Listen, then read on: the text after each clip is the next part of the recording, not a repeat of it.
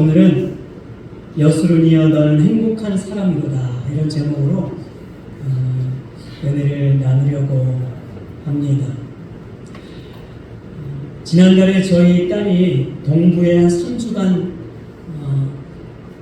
캠프에 좀 참여할 일이 있어서 갔다 왔어요. 처음으로 부모를 떠나 홀로 기숙사에서 3주간을 보내는 것입니다. 그러니 부모인 저의 마음이 어떻겠어요? 친구들과 속 시원하다고요?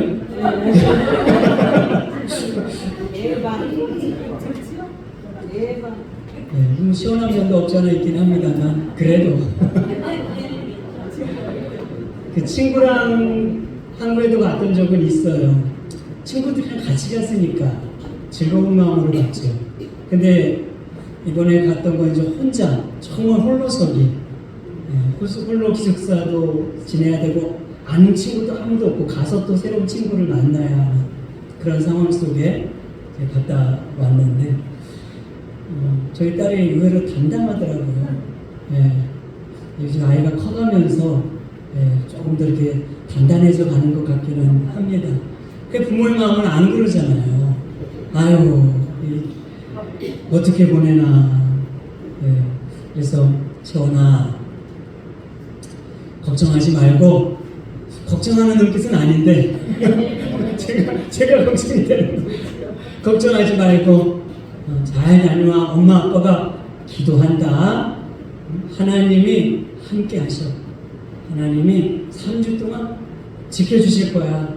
그러니까 아무 걱정하지 말고 마음 편하게 잘 갔다 와. 이렇게 이야기를 해주었습니다. 멀리 떠나보내는 자식을 보는 부모의 마음은 다 똑같지 않을까 그런 생각을 하게 됩니다. 오늘 이 본문의 말씀은 자식 같은 이스라엘 백성들을 멀리 떠나보내는 모세의 마음이 담겨 있습니다. 하나님의 은혜 가운데 거친 광야길을 지나와 드디어 이제 가나안 땅이 눈에 보이는 모압 평지 마지막 장소에 이르렀습니다. 우여곡절이 있지요. 부모 세대, 1세대가 말씀을 제대로 순종하지 못해서 가나안 땅에서 다 죽어야 했고 유일하게 남은 여호수아와 갈렙 그리고 이 2세대 자녀들이죠. 그들이 이제 모압 평지에 모여 있는 거예요. 부모 같은 이 모세는 자식같이 여겼던 그 백성들을 바라보면서 정말 마음에 또 담은 이야기를 전해주고 싶은 거죠. 그런데 이 모세는 본인이 가나안 땅에 들어가지 못하게 될 거라는 사실을 알았던 것 같아요. 여기가 본인도 자기 인생의 마지막 종착지라는 사실을 알았던 것 같아요. 그래서 그 자녀 세대들을 정말 사랑하는 마음으로 바라보면서 정말 해주고 싶은 축복의 말씀을 그리고 하나님의 말씀을 그들에게 전하고 있는 장면입니다. 신명기 32장과 33장은 그런 모세의 마지막 교훈으로 이렇게 이루어져 있습니다. 그런데 이 32장은 좀 더 진지한 태도로 경고하는 말씀으로 이루어져 있고 33장은 다정하고 정말 따뜻한 마음을 담아 축복을 전하고 있는 말씀으로 기록이 됩니다. 오늘 이 33장의 본문을 통하여서 저는 자식 같은 백성들에게 전하는 이 모세의 그 마음을 여러분들과 제가 한번 살펴보고자 하는 것이에요. 생각해보면 오늘 우리도 모압 평지라는 인생에 놓여져 있습니다. 뒤돌아보면 늘 한없이 후회가 찾아오고, 앞을 보면 여전히 보이지 않는 인생의 길을 생각할 때 두려움이 있고, 현실을 보면 만족스럽지 못하는 우리 자신을 발견하게 되지 않습니까? 그렇기 때문에 삶은 늘 불안해요. 삶은 늘 우리에게 걱정과 근심거리를 가져다 줍니다. 내일 또 무슨 일이 일어날지, 어떤 일을 만나게 될지, 우리의 인생이, 우리 자녀들이 잘 살아갈 수 있을지에 대한 그 염려와 걱정, 불안함 속에서 오늘 우리가 살아가고 있는, 여전히 우리의 인생조차도 바로 이 인생무학 평지에 놓여서 있는 것이지요. 오늘 여러분들의 마음 어떻습니까? 이런 마음으로 이곳에 올라오지 않았습니까? 그렇다면 모세를 통해 주시는 주님의 음성을 듣는 귀한 시간이 되기를 주님의 이름으로 축복합니다. 오늘 우리가 주목하고자 싶은 것은 이 신명기 34장의 서론과 결론에서 언급되고 있는 표현입니다. 그 표현은 바로 여수룬이라는 단어예요.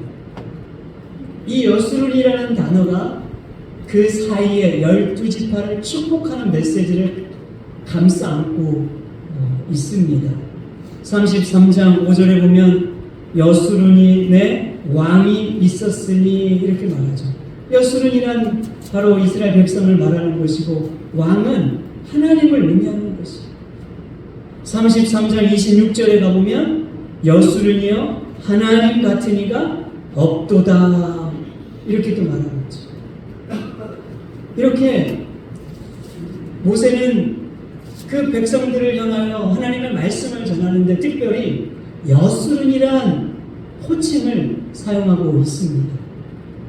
이 여수룬이란 호칭은요, 이스라엘 백성들을 향한 애칭의 시적인 표현입니다. 그래서 이 의미가 올바른 자, 또 사랑스러운 자, 이런 의미를 가지고 있어요. 그러니까 사랑스러운 마음을 담아 부르는 시적인 애칭이 여수룬이라는 단어입니다. 우리가 생각해 보면 우리 인생의 가장 시적인 표현이, 감성적인 표현이 많이 이렇게 떠올랐던 때가 언제일까요? 연애할 때죠. 그잖아요. 연애할 때는 가장 이 감성이 많이 이렇게 물오릅니다. 그래서 좋아하는 대상, 내가 사랑하는 대상을 향하여 얼마나 그 시적인 표현들을 많이 쓰는지 몰라요. 예를 들어 뭐 별처럼 빛나는 당신, 꽃처럼 아름다운 당신, 아니죠. 더 나가죠. 꽃보다 더 아름다운 당신, 이렇게 말하죠. 내 인생의 전부와 같은 당신, 그대를 좋아합니다. 그대는 내 인생의 선물입니다. 근데 저도 생각해 보니까 제가 연애할 때 이런 얘기를 많이, 근데 저는 못했던 것 같아요. 수원에서 전주까지 열심히 다니긴 했는데, 저희 지금의 그 아내를 만나기 위해서 열심히 정말 호남고속도로를 달려보긴 했습니다만, 저에게 이런 감성은 조금 부족했던 것 같아요.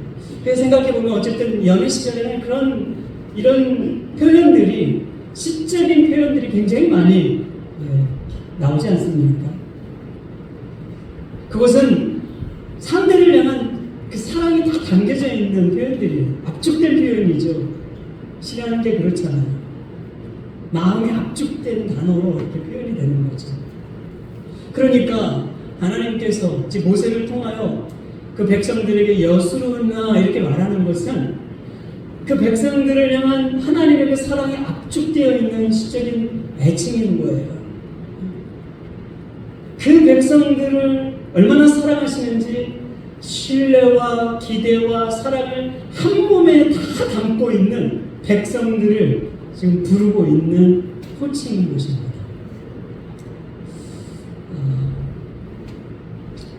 이 애칭을 생각하는 것만으로도 마음이 참 이렇게 따뜻해지고 좋더라고요. 마치 연애 시절로 돌아가는 것 같은 그런 생각이 들기도 합니다. 그런데 여러분 생각해 보면 이 12지파, 지금 12지파를 축복하는 내용 속에 지금 이 호칭이 있는데 이 12지파, 여기에는 지금 시몬이라는 한 지파가 빠져있긴 합니다만 12지파는 사실 이렇게 사랑을 받을 만큼 완벽한 백성들은 아니었거든요. 마음을 아프게 했던 일들이 얼마나 많이 있는지 몰라요. 성호를 간통하고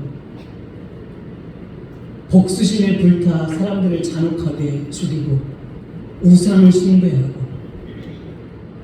하나님의 말씀에 불순종하고 제멋대로 살아가는 못된 행동들을 참 많이 했어요. 12지파의 그 삶을 들여다보면.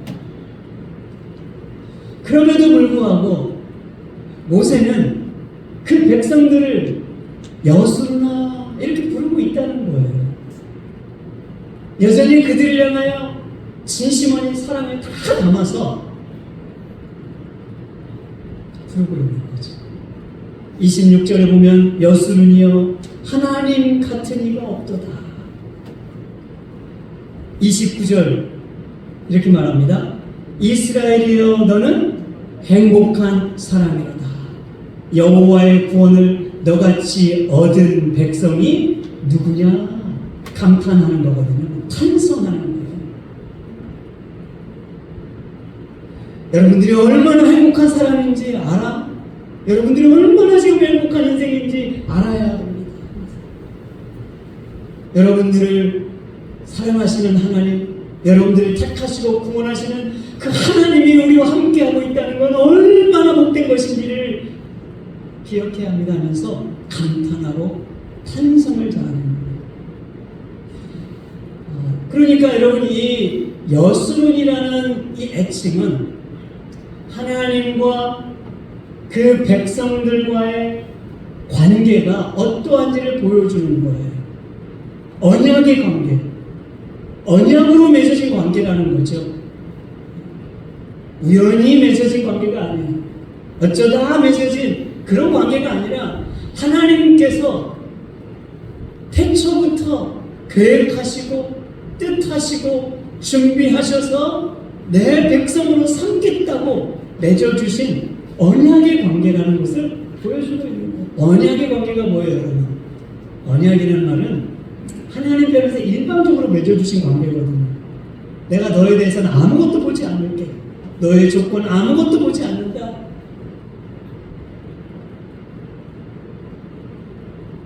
어떤 삶을 살았더라도 나는 너를 사랑해. 너는 너의 자녀야. 나의 구별된 백성이야. 내가 너와 함께 할 거야. 이게 언약이에요.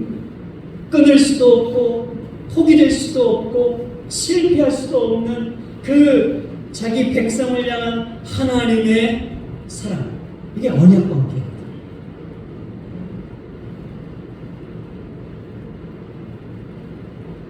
여전히 너는 나의 별처럼 아름다운 존재란다. 꽃보다 더 아름다운 존재란다. 내 모든 걸 다 주어도 아깝지 않은 존재란다. 이 의미가 바뀌어져 있는 거예요. 그러면서 이 여수르나라는 단어를 곱씹으면 곱씹을수록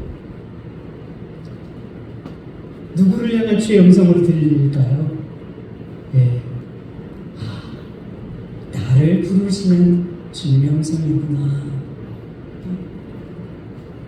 주님이 문수야 이렇게 안 부르고 여수르나, 여수른 문수야.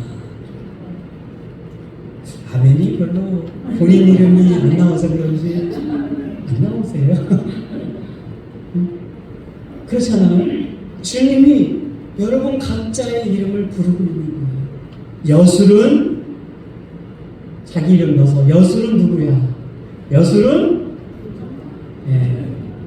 나의 여술은 문수야. 그 음성으로 들려지니까 이 애칭이 너무너무나 저에게 특별하게 다가와요.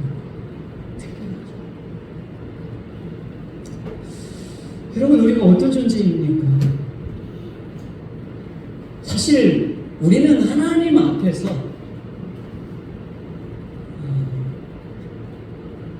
기준 미달 인생, 자격 없는 인생, 하나님의 거룩하심 앞에 비하면 도저히 그분 앞에 도달할 수도 없는 인생, 그 어떤 것조차도 내세울 것 하나 없는, 자랑할 것 하나 없는 그런 인생.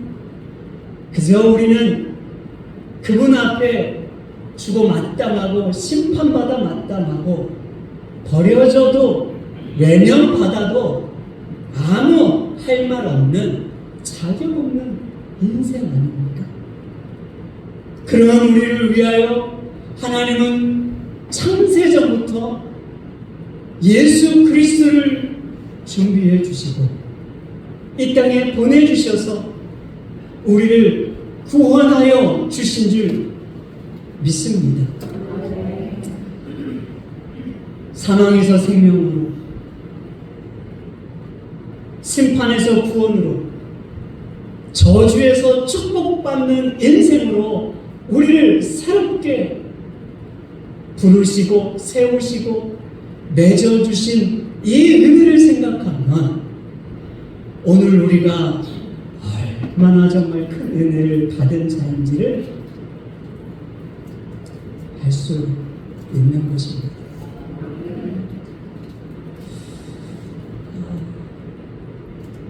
문득 그런 생각이 들었어요. 내가 만약 예수를 알지 못했다면 어떤 인생을 살고 있었을까?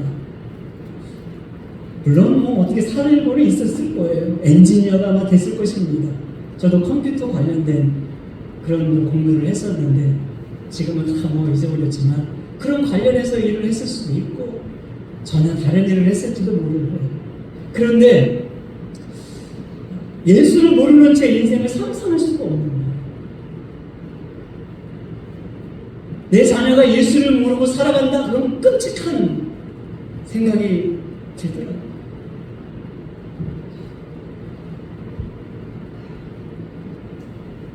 이 거친 인생, 정말 파란만장한 인생사를 살아가면서 내가 예수를 몰랐다? 기억하고 싶지도 않고 생각하기도 싫은 거지. 오늘 내가 그 예수의 손을 붙잡고 그 예수와 함께 살아가고 있다는 것이 얼마나 큰 일인가.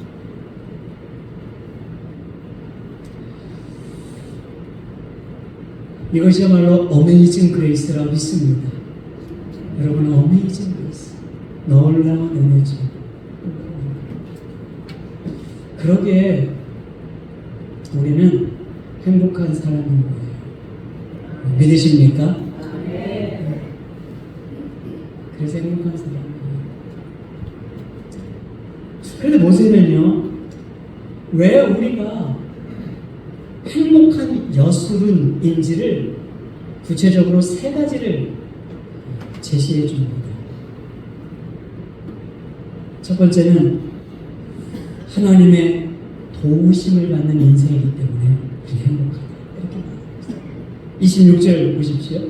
26절 같이 한번 읽죠. 시작. 여술은이여 하나님 같은 이가 없도다. 그가 너를 도우시려고 하늘을 타고 궁창에서 위엄을 나타내시는도다. 아멘. 여기 보면 하나님께서 자기 백성을 도우시려고 하늘을 타고 위엄 가운데 오셨다, 이렇게 말합니다. 이 타고라는 단어가요, 달리다 이런 의미예요. 달리다. 보세요. 구약 성경을 보면 처음부터 끝까지 하나님이 자기 백성을 찾아오시는 장면을 기록하고 있어요. 그러니까 이렇게 생각할 수 있죠. 하나님께서 하늘을 달려 아브라함을 찾아오셨고, 하늘을 달려 도망자 야곱을 찾아오셨고, 하늘을 달려 신의 산 모세를 찾아오셨고, 하늘을 달려 광야에서 헤매는 그 백성을 찾아오셨고, 하늘을 달려 선지자를 통하여 자기 백성이 끊임없이 찾아오신 하나님. 그런데 그 백성들은 그 하나님을 무시하고 그 말씀을 귀담아 듣지 않고 불순종하고 불신하고 자기 멋대로 살아갔어요.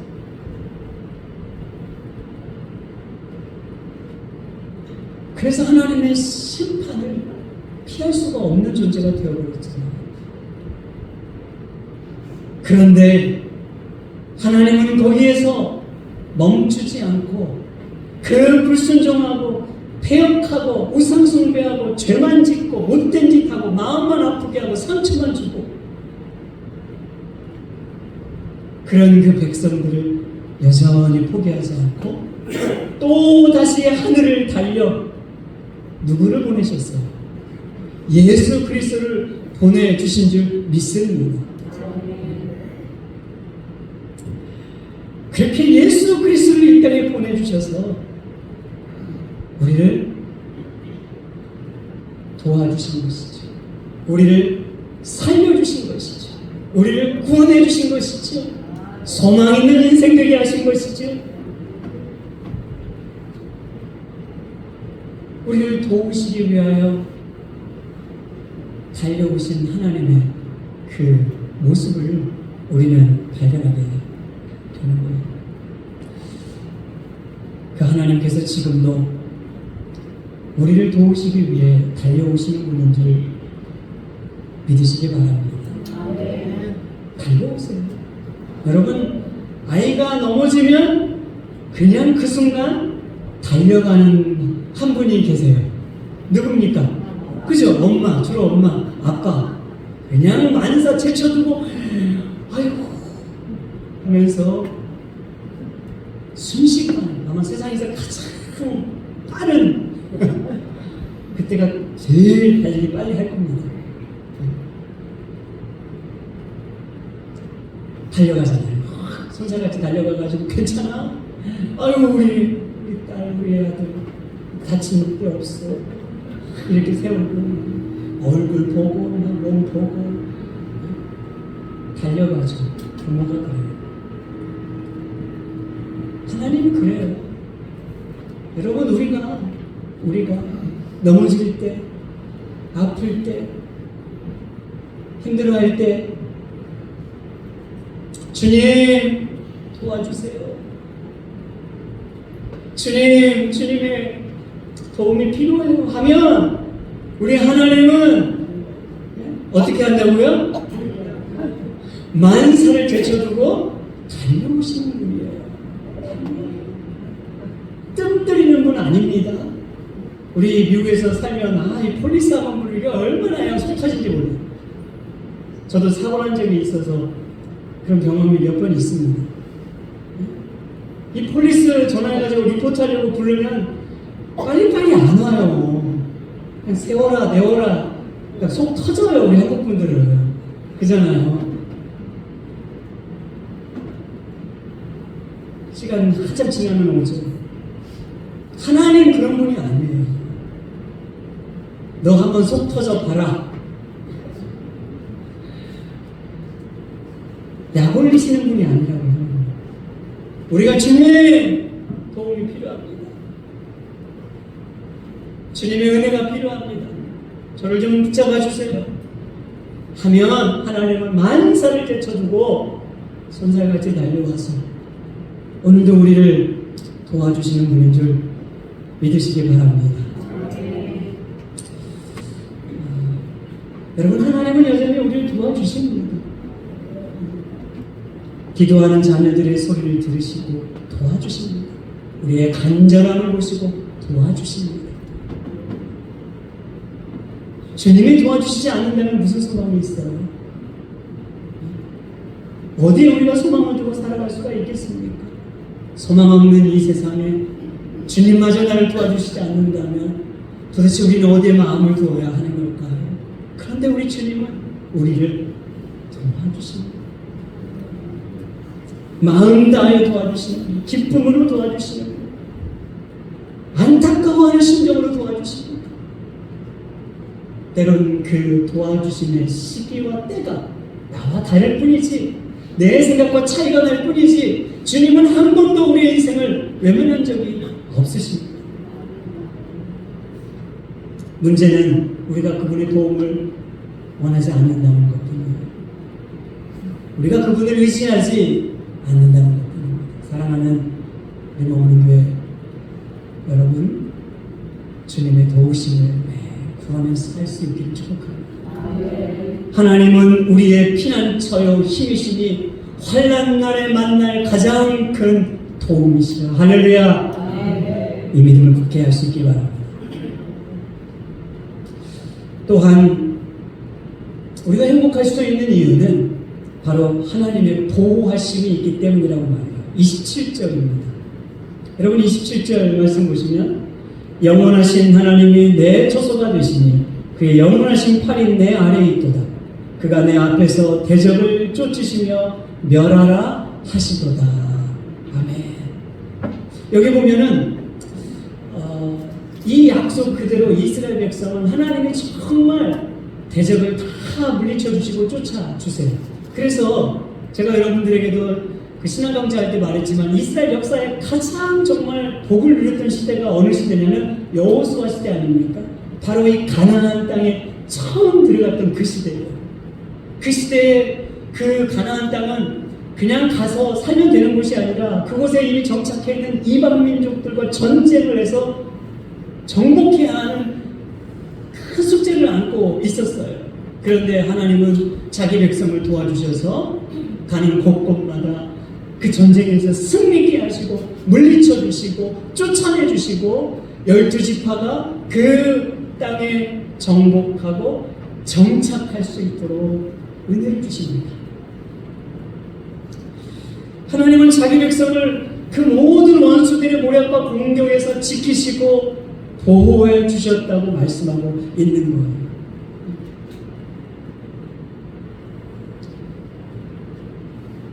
여러분, 그런데 그건 영원한 보호하심이 되지는 않았어요. 무슨 말이냐면 이스라엘 백성이 이방 민족을 통하여 계속적으로 이후에도 계속적으로 괴롭힘을 받고 계속적으로 어려움을 당하고 나라가 망하는 결과까지 가지 않습니까? 그러니까 가나안 땅에 정착하는 그 내용을 지금 말하고 있는 것이 아니라 이 말씀의 의미는 우리의 인생 가운데 오셔서 우리의 삶의 모든 영역 속에서 우리를 지키시고 보호해 주시겠다는 약속의 말씀입니다. 대표적인 고백이 다윗의 고백이죠. 시편 23편에서 다윗이 23편은 인생의 후반부에 이제 자기 삶을 돌아보면서 했던 고백으로 그렇게 일컬어져 있습니다. 그럴 때 다윗의 고백이 뭐라고 말하냐면 이렇게 말하잖아요. 내가 사망의 음침한 골짜기로 다닐지라도 해를 두려워하지 않았던 것은 주께서 나와 함께 하셨기 때문이다. 주의 지팡이와 막대기가 나를 안위해 주셨다. 지켜주시고 보호해 주셨다. 내 원수의 목전에서 상을 베풀어 주셨다고 고백하고 있는 거예요. 하나님이 여전히 우리를 그렇게 지키시고 보호해 주시는 줄 믿으시기 바랍니다. 여러분 인생의 어떤 위기와 어려움을 만나든 그때에도 그 순간에도 하나님은 우리를 보호해 주시는 분이십니다.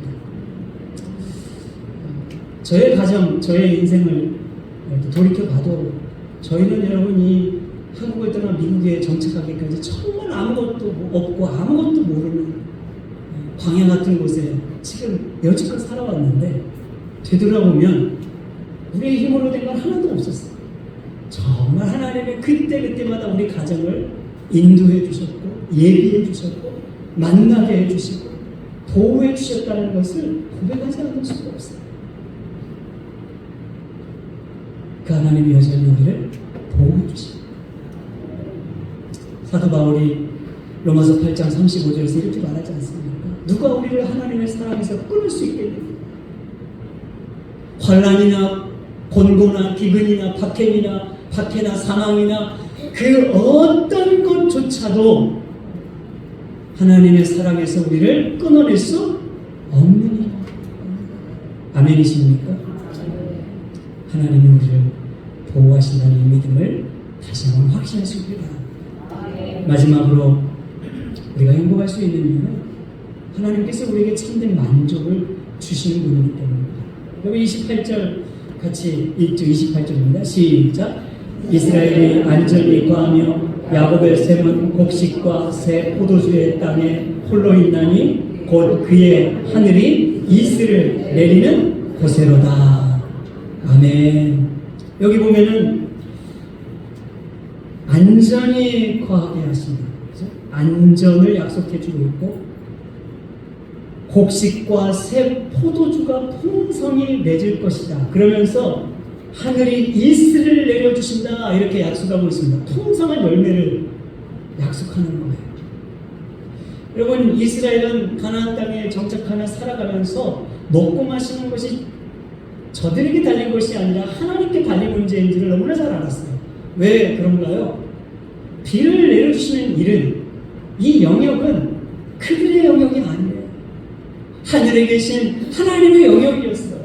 하나님의 비를 내려주셔야만 먹을 수가 있었어요. 비 내려주시지 않으면 말 그대로 굶어요.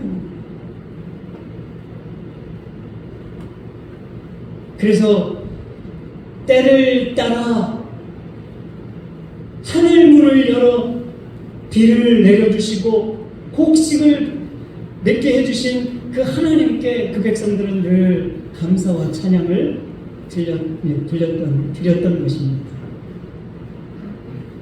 그런데 여러분, 이스라엘 백성들의 참된 만족이라는 것이 풍성한 수확으로만 이루어진 것일까요? 그렇지 않죠. 왜? 열매라고 하는 것은 매년 영원히 풍성한 게 아니잖아요. 잘 될 때도 있고 잘 안 될 때도 있고 풍년이 있으면 흉년이 있는 거예요. 그들이 정말 참된 만족과 참된 안정감은 땅에서 맺는 풍성한 수확에 달린 것이 아니라 바로 그 수확을 책임져 주시는, 하늘 문을 책임져 주시는, 우리가 고백하고 있는 대로 생사화복의 주권자요, 흥망성쇠의 주권자요, 빈부귀천의 주권자인 하나님께 달린 것임을 믿었어요. 그래서 참된 만족과 이 안정감이라고 하는 것이 하나님으로부터만 올 수 있는 거구나, 하나님께서 주셔야만 하는 것이구나 라는 것을 그들은 살면 살수록, 세월이 지나면 지날수록, 위기를 만나면 만날수록 깨달았던 것이에요. 그래서 시편에서 이제 이런 고백이 터져나옵니다. 시편 4편 7절에 같이 읽죠. 시작. 주께서 내 마음에 두신 기쁨은 그들의 곡식과 새 포도주가 풍성할 때보다 더하니이다. 이렇게 됩니다. 여러분, 시편 4편 7절에서 이렇게 말합니다. 주께서 내 마음에 두신 곡식은, 기쁨은, 내 마음에 두신 기쁨은 수확하는 열매보다, 그죠? 곡식보다 더한 것이라고 말해주고 있는 것. 여러분, 물질, 성공, 부, 명예, 외형적인 것에서 참된 기쁨이 주어지지 않습니다. 유한한 인생 속에 살아가는 우리가 무한한 하나님 안에 거할 때만이 참된 만족이 있음을 믿으시길 바랍니다. 모든 것이 다 변하는 이 세상 속에서 변하지 않은 예수 그리스도를 통해서만 만족이 있음을 믿으시기 바랍니다. 그 예수만이 우리의 참된 소망이고 기쁨이요 의지의 대상이요 만족임을 오늘도 굳게 확신하는 저와 여러분 되기를 주님의 이름으로 축복합니다. 그러므로 여수로는 행복한 사랑입니다. 예수 믿는 우리는 행복한 사랑입니다.